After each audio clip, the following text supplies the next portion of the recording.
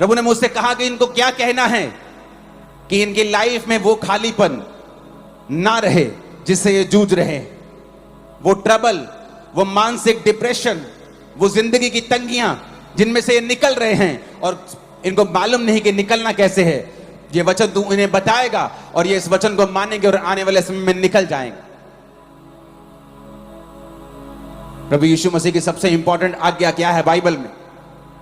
बहुत सी आज्ञाएं हैं, लेकिन प्रभु यीशु मसीह ने पहाड़ पर जब स्वर्ग जाने वाले थे, मत्ती 28 उसकी 18 से 20 में लिखा है कि यीशु ने कहा उनके पास जाकर, स्वर्ग और पृथ्वी का सारा अधिकार मुझे दिया गया है, तुम जाओ और सब जातियों के लोगों को चेला बनाओ, उन्हें पिता पुत्र पवित्र आत्मा के नाम में बपतिस्मा दो और सब बातें जो मैंने आज्ञा दी हैं मानना सिखाओ, और देखो मैं जगत के अंत तक तुम्हारे साथ हूं। सबसे मोस्ट इंपॉर्टेंट आज्ञा है जीसस क्राइस्ट की, जब वो जीवित स्वर्ग पर चढ़ाए जाने वाले थे कि जाओ इनको बोलो कि ये लोग मेरी सेवा करें। लोग बोलते हैं मैं सेवा करूं, मैं तो इंजीनियर हूं, मैं कैसे सेवा करूं, मैं डॉक्टर हूं, मैं तो एक आईटी कंपनी में जॉब करता हूं, मैं तो हाउस वाइफ। यहोशू 24 उसकी 15 आयत में लिखा है, यहोशू ने कहा सब लोगों से, यदि यहोवा की सेवा करना तुम्हें बुरी लगे तो आज चुन लो तुम किसकी सेवा करोगे। उन देवताओं की जिनकी सेवा तुम्हारे पुरखा महानद के उस पार करते थे, अमोरियों के देवताओं की सेवा जिसके देश में तुम रहते हो, परंतु मैं तो अपने घराने समेत यहोवा की सेवा नित्य करूंगा। पुराने नियम में, नए नियम में, दोनों नियम में हमें परमेश्वर यह बताता है कि एक्चुअल में हम लोग उसकी सेवा करने के लिए चुने गए हैं। सारे, आप डॉक्टर हैं तो भी जाओ और चेला बनाओ, आप इंजीनियर हैं तो भी, आप एक विश्वासी हैं तो भी, आप एक हाउस वाइफ है तो भी, ये बुलाहट है जो आप सबको दी गई है। जब आप लोग इस बुलाहट में नहीं चलेंगे, उसके बाद फिर निराशाएं हमारी जिंदगी में प्रवेश करेंगे, एक खालीपन प्रवेश करेगा बीमारी के रूप में। फिर आप कंप्लेंट करेंगे मेरा पति मेरी बात नहीं सुनता, मेरे बच्चे मेरी बात नहीं सुनते, मुझे वो सेटिस्फाइड नहीं करते, क्योंकि आप भूल गए अपने बाप को सेटिस्फाइड, अपने पिता को, अपने जीसस को सेटिस्फाइड करना, क्योंकि उसने आपको सेवा के लिए बुलाया है। सेवा करने से क्या होगा? क्या हम सब सेवा के लिए बुलाए गए हैं? हां, हम सब सेवा के लिए बुलाए गए हैं। एक पास्टर भी सेवा के लिए बुलाया गया है और एक विश्वासी भी सेवा करने के लिए बुलाया गया है। जब एक विश्वासी परमेश्वर की सेवा नहीं करेगा, फिर उसकी जिंदगी में वो खालीपन रहेगा जिसे दुनिया की कोई ताकत, कोई पैसा, कोई बरकत, कोई खुशी भर नहीं सकती। फिर वो अपनी लाइफ में उस सफर पे निकलेगा जो अकेलेपन से और दुखों से भरा हुआ है। फिर आप क्वेश्चन करेंगे, परमेश्वर अगर मेरी लाइफ में तू है तो मेरी लाइफ ऐसी क्यों है? अगर मेरी लाइफ में तू है तो मेरी जिंदगी फिर ऐसी क्यों है? लगता क्यों नहीं है कि तू मेरी लाइफ में है? क्योंकि आप अपनी लाइफ की जो पहली कॉलिंग है सेवा करना, उसे आपने दूसरे, तीसरे, चौथे और लास्ट नंबर पे कर दिया है। परमेश्वर ने कहा है कि मैं सेवकों को बेस्ट दूंगा। गिनती 18 उसकी 10 से 12 आयत में लिखा हुआ है, उत्तम से उत्तम ताजा तेल, उत्तम से उत्तम नया दाख मधु, गेहूं, इसकी पहली उपज जो यहोवा को दे वह मैं तुझको देता हूं। यानी याजकों के लिए परमेश्वर बात करता था, और पुराने नियम में कोई कोई याजक कोई कोई सेवा करता था, लेकिन प्रकाशित वाक्य 1 उसकी 5 और 6 के अनुसार जब प्रभु यीशु मसीह मुर्दों में से जी उठे तो हर एक विश्वासी प्रभु के सामने एक याजक के रूप में खड़ा हो गया। अगर आज आपको पाप माफ करवाने हैं तो आपको याजक के पास या मेरे पास आने की जरूरत नहीं है। आप डायरेक्ट घर से प्रार्थना कर सकते हैं, प्रभु मुझे माफ कर, तो परमेश्वर आपको माफ करेगा। मेरा रोल है परमेश्वर का वचन आपको बताना, मसीह में आपकी उन्नति करवाना और आपको परमेश्वर के करीब रखना और आपको सब बातें सच सच और सही सही बताना। तो परमेश्वर ने कहा, मैं जब एक सेवक को देखता हूं जो मेरी सेवा करता है, पुराने नियम में थोड़े होते थे याजक, पर नए नियम में जब परमेश्वर आपको देखता है वो एक याजक के रूप में देखता है। तो जब आपको वो देखता है याजक के रूप में, वो ये भी देखता है कि मैं अपने बेटे को, अपनी बेटी को बेस्ट दूंगा, हर चीज बेस्ट दूंगा, इसकी लाइफ में हर चीज को मैं बेस्ट तरीके के साथ करूंगा, क्योंकि ये मेरी सेवा करने वाला है। वचन में लिखा है यूहन्ना 12 उसकी 26 आयत में, यदि कोई मेरी सेवा करे तो मेरे पीछे हो ले, जहां मैं हूं वहां मेरा सेवक होगा। जीसस ने कहा यदि कोई मेरी सेवा करे मेरा पिता उसका आदर करेगा। यीशु ने कहा अगर कोई मेरी सेवा करेगा, जो कोई जीसस की सेवा करेगा, पिता उसका आदर करेगा।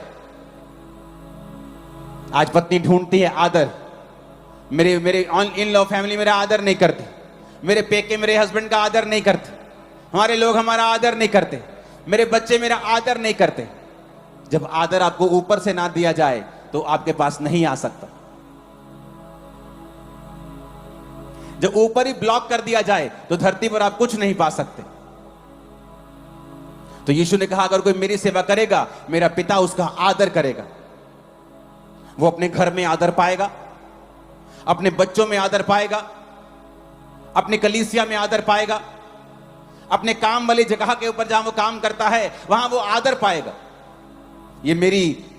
ये मेरा फेवर होगा, ये रिजल्ट होगा, ये आउटकम होगा इस चीज का कि ये व्यक्ति मेरी सेवा करता है। कैसे सेवा करते हैं आप परमेश्वर की?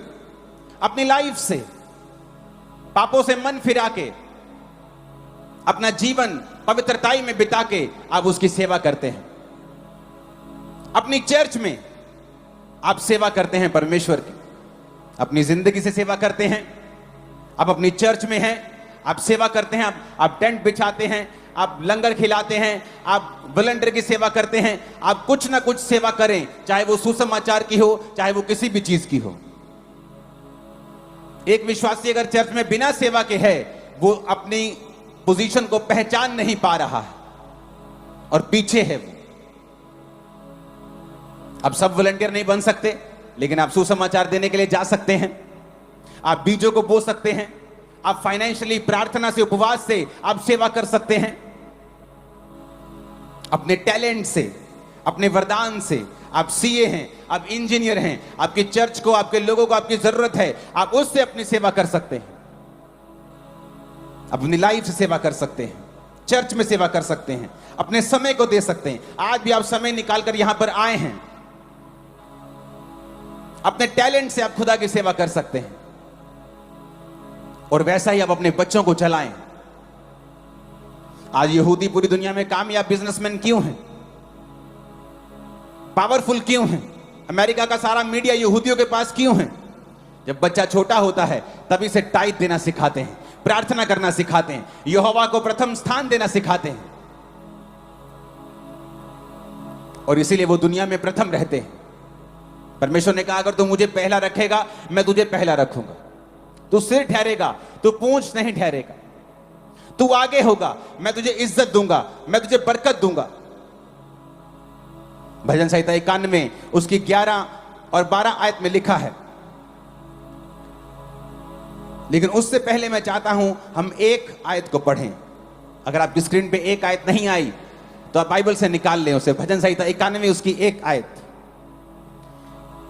He that dwelleth in the secret place of the Most High, जो सर्वशक्तिमान के छाए हुए, जो परम प्रधान के छाए हुए स्थान में बैठा रहे, वो सर्वशक्तिमान की छाया में ठिकाना पाएगा। लोग बोलते मैं सेवा क्यों करूं? कहता shall abide under the shadow of the Almighty। Shadow का मतलब है तसेल, इब्रानी भाषा का 6738वां शब्द। तसेल, डिफेंस। कहता अगर तू मेरे छाए हुए स्थान में बैठा होगा। क्या है परमेश्वर का छाया हुआ स्थान? He that dwelleth मतलब यशब, इब्रानी भाषा में यशब, यानी वो कुर्सी जो खुदा ने तुम्हें दी। कौन सी? एक विश्वासी होने की। मैं एक विश्वासी हूं, ये परमेश्वर ने मुझे ये कुर्सी दी है। यानी मुझे उस कुर्सी पे, जैसे एक एसएसपी साहब को कुर्सी मिलती है, उनका रिएक्शन, उनका काम उस कुर्सी के मुताबिक होता है। तो लिखा ही that dwelleth, इब्रानी भाषा का 3427वां शब्द यशब, जो परम प्रधान के छाए हुए स्थान में बैठा रहे, यशब करे, जिसका मतलब है कि वो कुर्सी को संभाल के रखे, टू सिट डाउन। कहता वो सर्वशक्तिमान की छाया में ठिकाना पाएगा। तसेल, छाया का मतलब है तसेल। इसको पूरा दिखे, हां, इसका मतलब क्या? एक कुर्सी आपको मिली एक विश्वासी होने की, क्या आप उस कुर्सी के मुताबिक काम कर रहे हैं? एक विश्वासी होने के नाते आपको चर्च के दर्शनों में साथ देना है, क्या आप दे रहे हैं? एक विश्वासी होने के नाते आपको अपने पास्टर्स के लिए, अपने लीडर्स के लिए प्रार्थनाएं और उपवास करने हैं, क्या आप कर रहे हैं? एक विश्वासी होने के नाते आप अपने चर्च में संडे, थर्सडे, वीकडेज में होने चाहिए, जब वो बुलाते हैं वहां सेवा करने के लिए, क्या आप ऐसा कर रहे हैं? फिर आप बोल सकते हैं कि हां, मैं सर्वशक्तिमान की छाया में बैठा हूं, जो परम प्रधान के छाए हुए स्थान में बैठा रहेगा। यशब, टू सिट डाउन। अगर आप चर्च में सेवा नहीं करते, आप उसके छाए स्थान में नहीं हैं। आप एक जीवित चर्च का हिस्सा नहीं है, तो आप उसके छाए स्थान में नहीं हैं। क्यों? क्योंकि वही आपको ड्यूटीज देंगे, वही आपको काम देंगे, वो बताएंगे आपको क्या करना है, किस तरह से रूहों को बचाना है। हालेलुया। कहता डिफेंस में, द सेल, वो उसके डिफेंस में ठिकाना पाएगा। यानी यहोवा का डिफेंस उसकी ओर होगा। जो सेवा करेंगे उनके ऊपर डिवाइन प्रोटेक्शन रहेगी,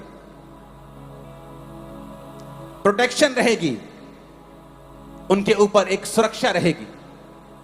क्योंकि परमेश्वर ने कहा है, अगर तू मेरी सेवा करेगा तो मैं तुझे डिफेंस दूंगा। जब एक देश का गृह मंत्री आपको डिफेंस देता है, आपको सुरक्षा देता है, तो वो खुद आपकी सुरक्षा करने नहीं आ जाता। वो किसको भेजता है? अपनी आर्मी को भेजता है, अपने कमांडोज भेजता है, बेस्ट लोगों को भेजता है। कहता जाओ इसकी सुरक्षा करो, इसको वाई कैटेगरी Z++Z दो, सुरक्षा करो इसकी, मैं तुम्हें डिफेंस देता हूं। यहोवा ने कहा, अगर तू मेरे छाए स्थान में बैठा रहेगा, सिट डाउन, जो तेरी ड्यूटी है, अगर तू उससे उठकर व्यभिचार करता है तो तू यशब में नहीं है, तू बैठा हुआ नहीं है मेरे छाए स्थान में। अगर तू चोरी करता है, तुमने उस कुर्सी के मुताबिक कार्य नहीं किया, तो तू उसके छाए हुए स्थान में नहीं है। अगर तू चोरियां व्यभिचार करता है तो तू यशब में नहीं बैठा हुआ, तूने वो कुर्सी छोड़ दी है, क्योंकि उस कुर्सी पर बैठकर तू ऐसा नहीं कर सकता।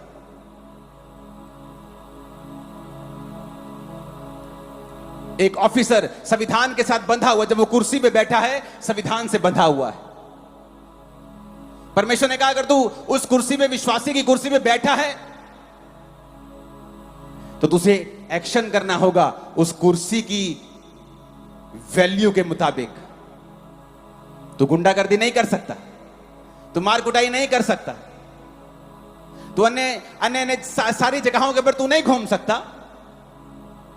तो तुझे कुर्सी दी गई है, क्यों? कहता जो छाए स्थान में बैठा रहेगा, यहोवा अपना डिफेंस भेजेगा।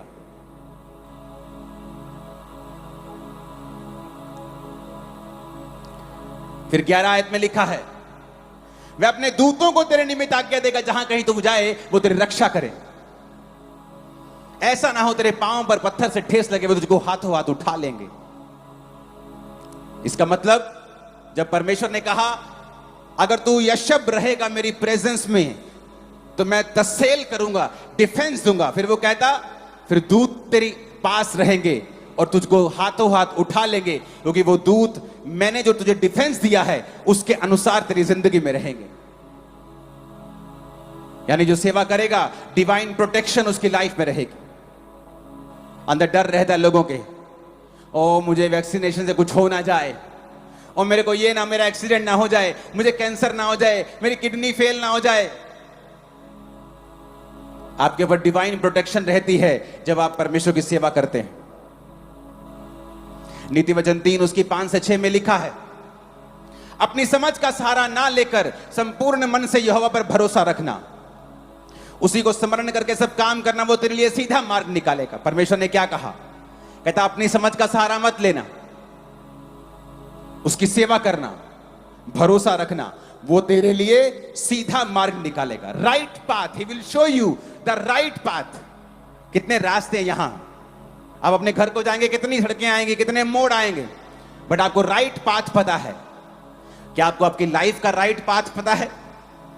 क्या आप क्या करेंगे तो आने वाले समय में सक्सेसफुल रहेंगे? आप क्या स्टेप लेंगे कि आने वाले समय में आपको दिक्कत नहीं होगी? आपको कोई नहीं बता सकता, कोई नहीं बता सकता, सिर्फ परमेश्वर आपको गाइड कर सकता है।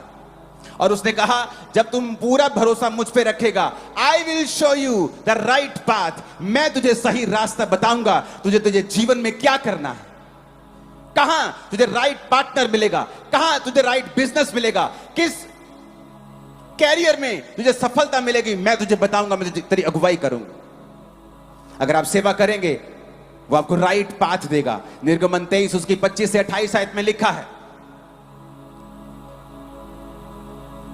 यदि तू अपने परमेश्वर यहोवा की उपासना करे, इंग्लिश में ज्यादा अच्छा लिखा है, एंड ये shall serve the Lord your God. अगर तुम सर्व करेगा, सेवा करेगा, तो वह तेरे अन्न जल पर आशीष देगा। He shall bless thy bread and thy water, I will take sickness away from the midst of thee। कहता मैं तुम्हारे बीच से रोग दूर कर दूंगा अगर तुम मेरी सेवा करेगा। आज से 10-15 साल पहले की बात होगी, आई थिंक 2009 की शायद ये 10 की बात होगी। मैं अपने चर्च के बाहर सेवा कर रहा था, तो एक व्यक्ति को उठाकर लेके आए, वो पागल था, पागल जैसी हरकतें कर रहा था। उसकी मां आई और बोली इसके पिताजी को अटैक हुआ। सेम ऐसे ही करते थे, 7 दिन हॉस्पिटल में रहे, मर गए। जब उनकी चिता को ये आग लगा रहा था, अब आग लगा के जब वापिस आए क्रियाक्रम के बाद, तो सेम अटैक मेरे बेटे पे होने लगे। आप इस पे प्रार्थना कर दीजिए। मैं आत्मा में था और मैंने उससे कहा, मैंने कहा जा अपने बेटे को और तू सब लोग जाओ, मिट्टी की सेवा चर्च में चल रही, मैंने कहा जाओ मिट्टी की सेवा करो। मैंने ले हैंड भी नहीं किया, मैंने कहा जाओ वहां पे सेवा करो। और वो सेवा करने लगे, और सेवा करने के दौरान परमेश्वर की आत्मा ने छुआ और पूरा पागलपन गया। आज तक वो लड़का जीवित है, बड़ा हो गया बहुत। पहले जवान था, अब तो और जवान हो गया होगा, 20 साल के करीब था, अब तो 35-40 साल का हो गया होगा वो। उसने कहा अगर तू सर्व करेगा, यदि तू अपने परमेश्वर यहोवा, you shall serve the Lord, अगर तू सर्व करेगा, I will take sickness away, मैं तेरे अन्न जल पर आशीष दूंगा, मैं सिकनेस को तेरे बीच से दूर कर दूंगा। बहुत से विश्वासी रोते हैं प्रभु के सामने, प्रभु मैं बीमार क्यों हूं? क्योंकि तुम सेवा नहीं कर रहे हो।